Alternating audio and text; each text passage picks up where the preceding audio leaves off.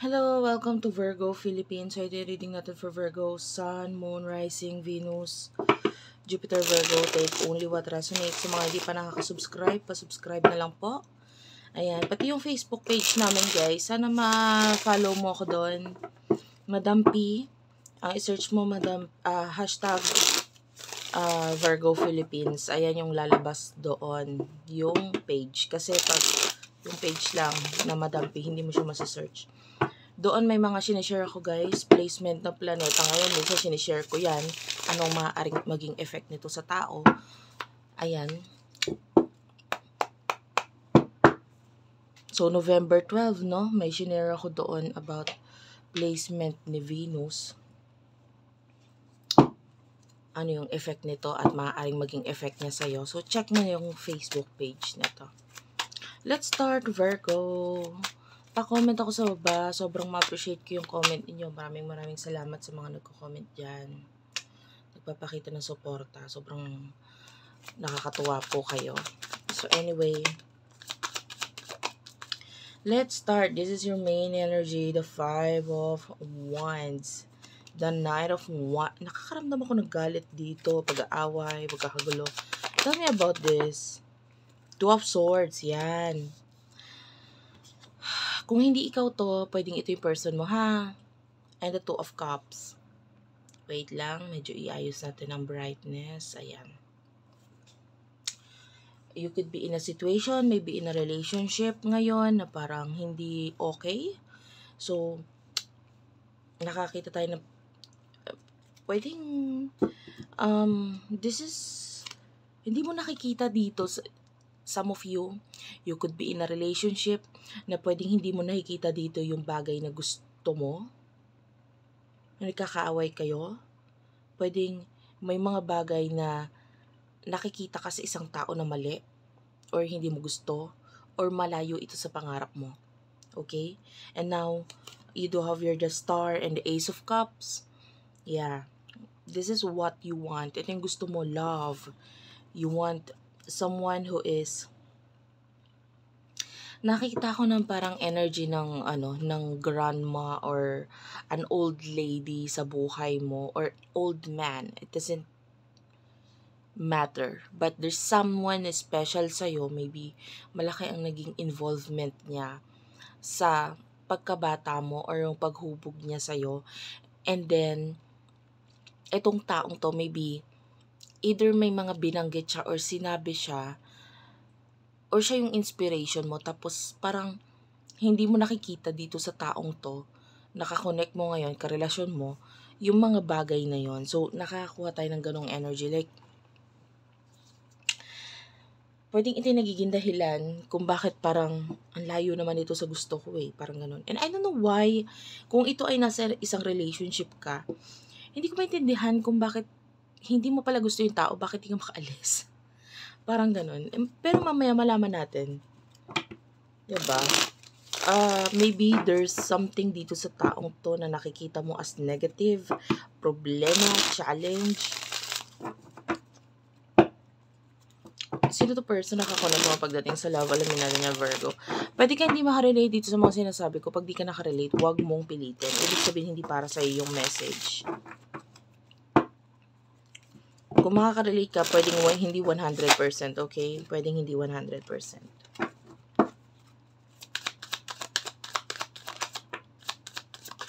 The stars here, King of Pentacles. I feel like this is the one that you really want. Kasi the star is lumalabas as yung bagay na gusto mo talaga. Gusto mo itong taong to. And you do have the Justice card, Libra energy. Yeah. The Ten of Wands. Ito nagpakita na to kanina sa bottom of the deck. The Tower, the Hermit. Puro major arcana, guys. Libra. You do have the Virgo, Aquarius, Taurus, Capricorn is also here. I feel like itong taong ito pwedeng may ending or may nag-end sa inyong dalawa. Pero ito talaga yung gusto mo eh.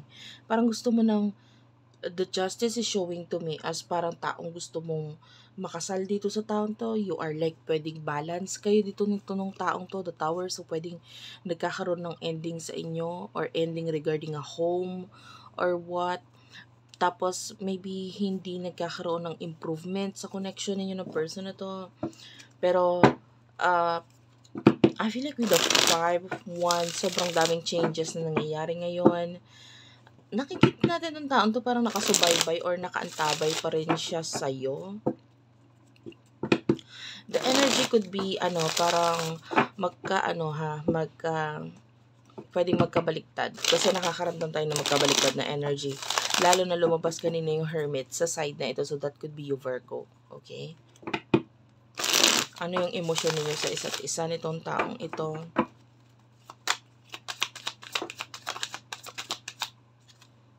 You do have here the 7 of Swords, the 2 of Pentacles, and the 3 of Swords. So, iniiwasan mong masaktan. So, although, there's an angel number 222 dito. This could be a confirmation kung lagi nagpapakita sa iyo yung message na yon. Maybe, alam mo yung number 2 is about decision. So, maybe there's a decision na kailangan mong gawin, pero hindi mo ginagawa. So, nagkakaroon ng problem doon. So, with the 3 of Swords, pwedeng nasasaktan ka ngayon dahil pwedeng hindi ka makagawa ng desisyon or someone here na kailangan magawa ng desisyon ay hindi gumagawa ng desisyon. At ito yung nagbibigay sa'yo ng pain, ng sakit, nalulungkot ka with the 5 of Cups. Okay? So, yeah, lalo na kung ikaw yun dahil nakakita tayo dito ng relationship na hindi mo gusto. Relationship na ayaw mo, napipilitan ka lang. So, lalo na kung ikaw to, nakikita natin, nasasaktan ka dito, naiinis ka, nai-stress ka. There's a lot of emotions na nararamdaman ko and it is all like negative. Pero nakikita natin with the 2 of Pentacles, pwedeng may priority ka or pinapriority mo na lang muna ito sa ngayon. Kahit masakit ko, kahit ayaw mo. Pero nakikita natin kasi, kaya mo ginagawa yan, ayaw mo masaktan. Pero the more na hindi ka nagdidesisyon or the more na maybe you are not making changes sa situation mo, pinipilit mo na lang ilaban or what, nakikita natin na nagkakaroon ng paglago ng challenge, paglago ng emotion mo na lungkot, inis, ganyan, etc. And the more na ipipilit mo, the more na nagiging mahirap or I feel like hindi mo talaga gusto yung nangyayari. Okay? It's just that parang mind over matter, ganun. And alam mo, habang nagre-read ako, medyo nag-glow itong aking ipapakita sa'yo. This one. Ang weird, diba? Kasi alcohol. Bakit ako nagpakita ng alcohol? Ito medyo nag-glow sa akin yung bacteria. Itong part na ito, yung gitna. This is a bacteria. So, that could be a message na pwedeng nagsasabi. Katulad ng isang bacteria, kung hindi mo papatayin, kung hindi mo tatapusin, yung patay is like an ending. Kung ano man ito nagpapahirap sa'yo, lalo kong mag-grow at mag-grow yan. 'Di ba? Kung hindi mo, if this is you na kailangan gumawa na decision about some kind of a situation, or maybe a person, kasi nakita tayo ng person dito, na hindi mo in-apply sa buhay mo yung mga dapat mong gawing steps. I can hear the word kisses or kiss or anything na may maybe a name na may ang sound niya is like a kiss, like ganun. So maybe meron siyang ganung name sa name niya, kiss. I don't know. It's just so weird. Or maybe you gave something to this person like a kisses, ganun. Yung chocolate na kisses. So,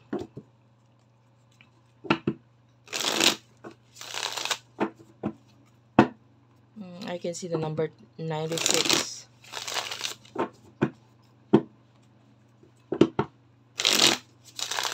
Emosyon ng taong ito para sa'yo.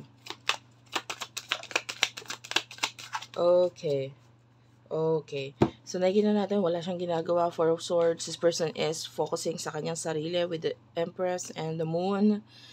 This person is moving on, 6 of Swords. So, nag-move on itong taong ito and taking the risk about something na may kinalaman maybe sa sarili niya ngayon. And the 8 of Swords is here, the Strength card, the 2 of Wands, Aries, Leo, Sagittarius, Gemini, Libra, Aquarius, Leo, ayan, Major Arcana, the Strength card. Puro Major Arcana yung lumalabas sa side na kabila. So, maybe this person is more spiritually or more mature than you. Sabi ko nga yung iba sa inyo, pwedeng ito yung side mo sa kabila. Wala siya ginagawa yung person na to. But, this person could be stuck in a situation or could be, you know, block. There's some kind of block. Guys, maybe there's no communication sa inyo ng taong ito ngayon with the Strength card. I feel like itong person na to, tinatry niyang maging kalmado. Ayan, marami siyang plano ngayon. Part of this person is namimiss ka or just, you know, nagtatanong sa isip niya kamusta na kaya yun. Pero nandun yung parang, wait lang. Okay, mag-focus na lang ako sa mga plano ko sa buhay. So, what will happen in the future para sa inyong dalawa for the sign of Virgo? Ano yung naghihintay para sa future sa inyong dalawa for the sign of Virgo? King of Swords, 3 of Wands, and the 10 of Pentacles.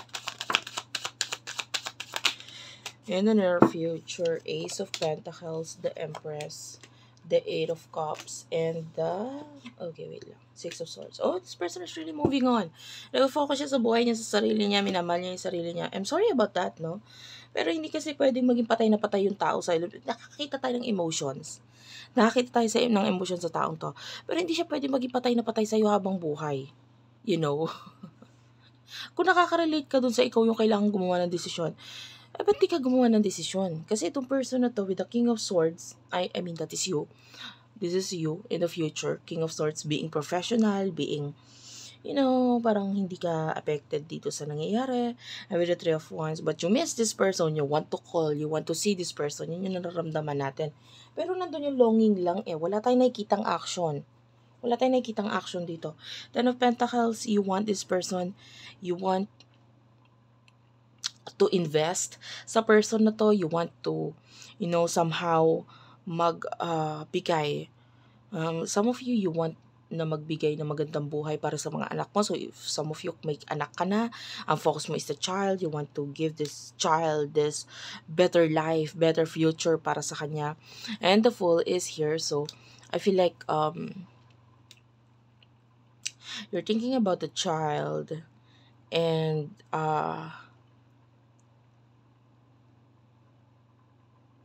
so, yun yung reason why you're not looking back. You're focusing on the new beginnings, new things na nandito sa harapan mo ngayon.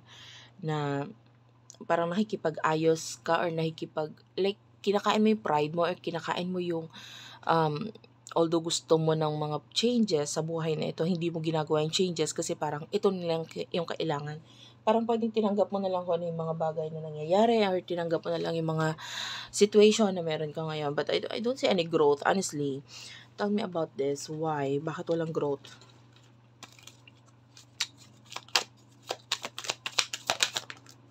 Ten of Cups is here. Cancer, Scorpio, Pisces, Queen of Pentacles, and the Tower. So, nakakita tayo dito na maybe there's an ending na in the future regarding a family. That the Queen of Pentacles. Yeah, this is the King of Pentacles. Nakita tayo ng ending na may kinalaman sa family in the near future. Kasi hindi siya nag-grow. 8 of Pentacles. Maybe yung iba sa inyo may kinalaman sa work. Hindi ko to gusto. Kasi some of you could have a problem na may kinalaman sa work na maybe it's not growing. The money is not enough. The money is not, you know, parang sayang yung mga inaaksaya mong oras or panahon dyan. Although may pera, pero hindi siya ganun kalaki. Hindi niya nare-reach yung maximum potential niya. So, this could be you. And maybe, inilaan mo yung oras mo, yung panahon mo, yung bagay na alam mo dito sa bagay na to, pero alam mo sa sarili mo na hindi ka talaga yon, hindi mo talaga gusto yon, or maybe you are in a work, in a career na hindi mo talaga gusto yung career mo, so it's not growing. I can see an ending dyan. Alam mo kasi, pag mahal mo yung trabaho mo, pag mahal mo yung career mo, yung business mo, whatever, nandun yung mag-grow siya, mag-glow siya. 'Di ba? Or mag-grow ka talaga doon, doon ka talaga makikilala, or maiiba yung tingin ng tao sa'yo doon. But because you are in a work or in a career na parang hindi naman talaga ako to, hindi natin nakikita nag-grow ka doon. So, honestly, the guide for you, what is the guide? I want to know the guide here. You do have the Hanged Man. What's with the Hanged Man? The Five of Pentacles, Taurus, Virgo, Capricorn energy. Eto advice to, pero nakikita natin, wala kang ginagawa. So, baliwala lang din yung advice. The Five of Pentacles, the way I see this is that you need to make changes, 'di ba? Kailangan mong gumawa ng pagbabago. Masakit, mahirap yung pagbabago, pero ikaw ang gagawa niyan, hindi ako. Although, sasabihin ko sa'yo na, ganito, halimbawa, kahit sinong tarot readers or kung kanino ka mag-inquire or magpunta na spirit guides na, I mean, guides, living guides, not the spirit guides, no? Kung kanino ka man pumunta ng mga guides like me, or kung astrologer, tarot readers, etc. Kung hindi mo gagawin yung pagbabago na yun sa sarili mo, wala tayong nakikita sa future mo. Kung ano yung nakikita mo ngayon, sa sarili mo ngayon, alam mong wala kang growth dyan. Imagine yourself 5 years, 10 years from now, ano ang meron? Kung hindi ka gagawa ng changes sa buhay mo, huwag ka mag-expect na in the future may changes sa buhay na kung ano yung meron ka ngayon. Okay? So, the advice for you is the Hangman. You are the one na makakapag-alis sa situation mo kasi alam mo, meron kang bibig, meron kang utak, meron kang kamay, paa, na makakagawa niyang mga bagay na yan para sa'yo. Okay? May mga changes na dapat mong gawain. Mahirap, masakit, pero minsan yung mga changes na yun yung kailangan gawin para mas ma-appreciate mo or mas makita mo yung new beginning na mas naghihintay, a new opportunity para sa'yo na naghihintay. So, yeah. The Empress, this is your person. Sabi ko nga, mas minamahal niya yung sarili niya. Nagpo-focus siya sa future. The Ace of Pentacles, maybe a new beginning para sa kanya na may kinalaman sa pera. This person is moving on. And I feel like may mga tao sa paligid niya na nakakatulong or tumutulong para makamove on siya lalo. Especially that maybe there's kaguluhan na nangyayari sa inyo. So, parang ito person na to, kailangan niya ng kaayusan, ng peacefulness, ayaw niya ng kaguluhan. So, anong gagawin niya? Mag-focus na lang sa sarili niya, mag-focus na lang sa buhay niya. So, thank you for watching. I love you all and bye-bye.